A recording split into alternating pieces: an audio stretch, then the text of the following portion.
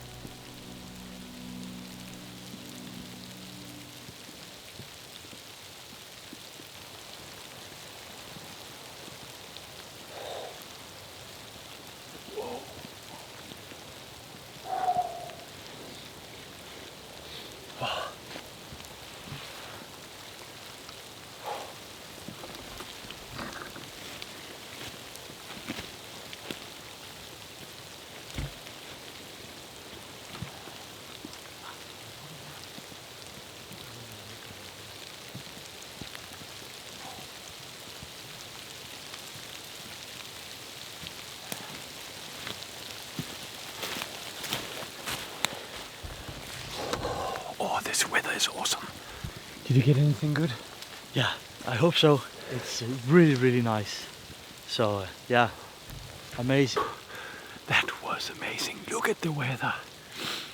Out of nowhere, we were doing time lapses. I was flying the drone, and I thought Simon was making a joke because he said, "Oh, look at the bisons," and I was like the drone going through two trees, and then I looked over my shoulder, and the bisons were there.